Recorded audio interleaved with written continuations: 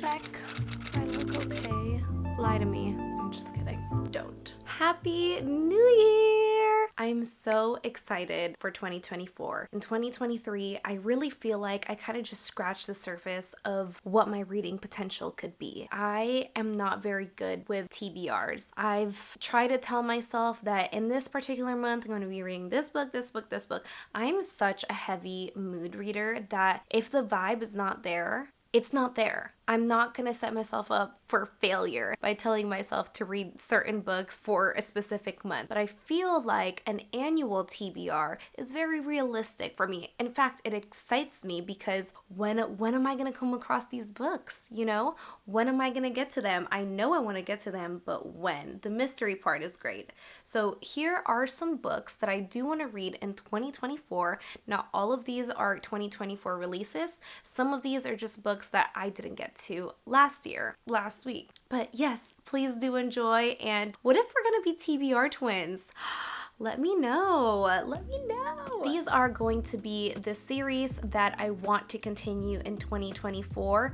I may be missing some on this list, but these are the ones that are at the top of my mind right now. So the first book is This Could Be Us by Kennedy Ryan. This is the second book in the Skylands series. The first one was one of my favorite reads of 2023, so that's why this is at the top of my list right now. The first book in that series is Before I Let Go, and that book just covers what life is like when someone is healing through grief, divorce, and loss, and Kennedy Ryan just does such a great job. So that's the first book. Actually, I'm not even gonna go that way. I'm just gonna be listing off a bunch of books. They're in no particular order, but I did do my best to categorize them. The next book that is on this list is from the Red Rising series. It is The Golden Sun by Pierce Brown. In my reading vlog, in one of the videos that I had before, I accidentally called him Pierce Morgan. I read Red Rising by Pierce Morgan. Pierce Morgan? Who is that? Yeah, Pierce Brown. But yes, this is a science fiction series and I'm so excited to continue it. At the time when I was reading it, it was rainy here in California. I just wasn't in the mood, but the second book, I'm excited to go on. Next, I've mentioned this in several videos, but I love the Salacious Players Club series. This is going to be the third book, which is called Give Me More. Give Me More. Who's Mord? Give Me More by Sarah Kate, and this is a spicy romance novel or romance series that is centered around a kink club. So anything goes at this kink club, okay? So if you're kind of, trying to dip your toes into the spicy smut, dark romance side of literature, I would suggest reading the Salacious Players Club series. The first book is praised. Amazing book. It's hot, okay? And it's not so dark where you're kind of questioning your morals. You're only questioning your morals a little bit. So I would recommend starting with the Salacious Players Club if you're kind of, curious a little bit. Okay? And finally, I am in the middle of this right now, but I want to finish the Throne of Glass series by Sarah J. Maas. Now, I am finally in the series again. I did take a hiatus from Throne of Glass just because there was just too much. It was happening, there was too much, and at the same time, too little, because it was kind of slow, just a little bit, when I got to Assassin's Blade. So at that point, I left the world, and now I'm back, and I'm happy. So my goal is to definitely finish that by the end of this year. I feel really confident that I'm going to finish that. In fact, I have been filming my Throne of Glass journey, so go ahead and click and make sure that you're keeping up with that. Next, I'm just going to be shouting out 2024 releases at you. I have no idea what some of these books are about, okay? Don't ask me. Again, I'm going off of vibes here. If another person recommended it and I trusted their opinion, I'm immediately jotting it down. But some of them I do know what it's about, and I'll tell you. All right, first book from the 2024 releases list that I have here that I know I definitely want to read, The Rom-Commers by Catherine Center. Catherine Center has become one of my favorite authors that I discovered in 2023. She is a character-centered writer. I really appreciate and love the character development with her protagonists in the novels that I've read of her so far. So The Rom-Commers, I have no idea what it's about. but I have it in my TBR because I just knew that I'm biased. Yeah, and I am probably just gonna pick it up because it's Catherine Center. I have a few of those types of books here on that list where I don't even question it. If I know I like the author, I'm gonna read it. Next is A Fragile Enchantment by Allison Saft. This is one of those where like I don't really know. From my understanding of the synopsis is that there is a magical seamstress and she is creating a dress for the bride-to-be. It kind of reminds me of like Bridgerton era, Victorian era. So she's creating a dress for the bride-to-be when all of a sudden the seamstress is actually creating quite a connection with a groom. I don't know. In my head, I thought Bridgerton, I thought magic, and then, you know, kind of like a potential forbidden romance. I don't know. Is that considered forbidden? I think I like it, so I have it on this list. Does anyone else kind of do that? If someone is giving a book recommendation and you have no idea what it's about, you're just like, boom, I'm reading it. I have no clue, but I'll try. The next book is The Poisons We Drink by Bethany Baptiste. This is a sapphic novel that is centered around witches, but from my understanding is she's creating love potions, and the process of creating these love potions could be, it's, you know, workers' comp. You know, that's just like all I'm thinking about because that's how it was described in the synopsis.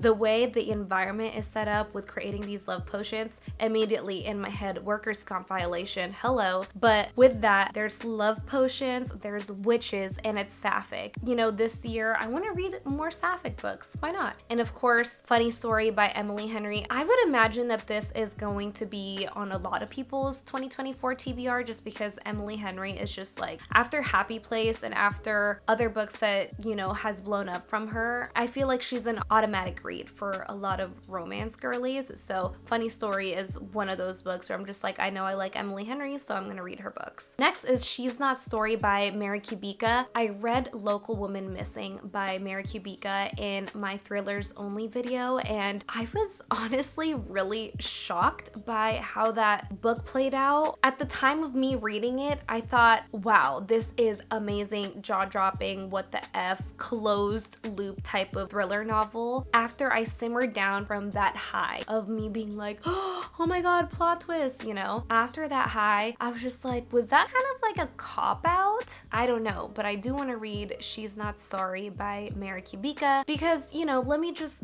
get another taste test for her writing. We'll see. Oh my gosh, this next book I'm so excited about because, okay, if you describe to me a book that is like Bridgerton and Parent Trap, I'm automatically I'm gonna want to read it. And that book is called Don't Want You Like a Best Friend by Emma Albin, sorry. I almost took credit for her work. Apparently, the synopsis of this book is that it is in the Victorian era. Think Bridgerton, okay? I also read some of the Bridgerton novels, but I think I like the series on Netflix better. I know, controversial, but that's just me. Think that era, 1800s. Women are getting introduced into society and the goal is to find them a husband. Okay. Now, these two best friends, they're so over this whole thing that they are just trying to set their single parents up with each other. Okay, they're trying to distract their parents. But along that, they end up, you know, kind of building a romance and building a connection with each other. So I think that that's really interesting. I love that. I want to read more of these types of books. I do love a historical romance. Sorry if the lighting comes in and out. I can't control that. The clouds are doing their own thing. It's cloudy right now and then it's sunny.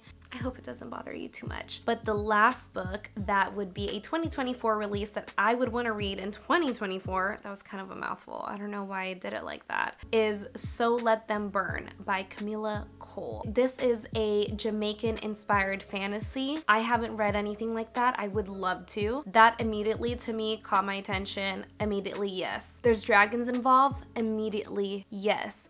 And this is a debut novel? I'm curious. I'm intrigued. Immediately, yes. So those were things that caught my attention and why I added that to my list here. Okay, now this next category, these are popular books that I didn't get to last year. I mean, let's be honest, y'all, like there's so many popular books and so many book recommendations that it's just so hard to get to. I get kind of overwhelmed a little bit by knowing all of these popular books are in rotation, and it makes me not want to read it just because so many other people have already read it. And especially if I'm making YouTube videos, I'm like, I don't want to read this if other people have already read it, other people have already made their opinions on it. But these are just some of the books that stood out to me that I know I would want to get into, whether if you liked it or not, or other people have already had their opinions on it. It's just the matter of the social media age and more people reading, and that's the truth, and I love that for us. That's actually a good thing. But yes, I didn't get to these books in 2023, and I will be getting to them in 2024. First, The Seven Husbands of Emily Hugo by Taylor Jenkins Reid. This is one of those books where, like, I feel like there's mixed opinions on this book, but I know that she also wrote Carrie Soda is Back, and I know that that book has a lot of praises as well. Someone commented this on my video, and it just reminded me, and I'm like, oh my gosh,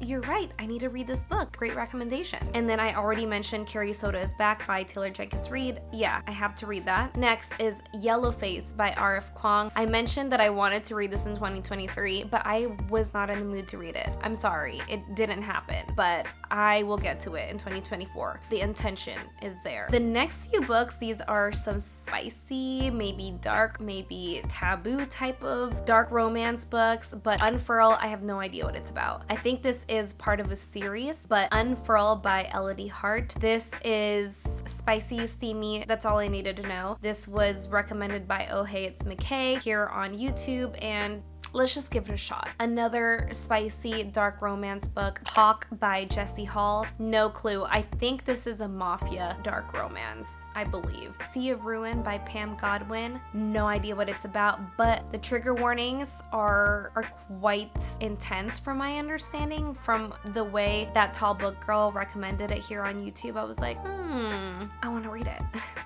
Something wrong with me? No. We don't book shame. We like what we like, and we're allowed to like it. Now, these are other books that I wanted to read, and basically same sentiment. I didn't get to it in 2023, so now we're kind of getting into it in 2024. The Twisted series by Anna Huang. So many people love this series. It's overwhelming to me at the support that this series got, that I'm like, I don't know if I'm ready for that kind of commitment, because this is going to be quite a commitment to get into another series. How many books are in this series? Like 4, 5, 6? I don't even know.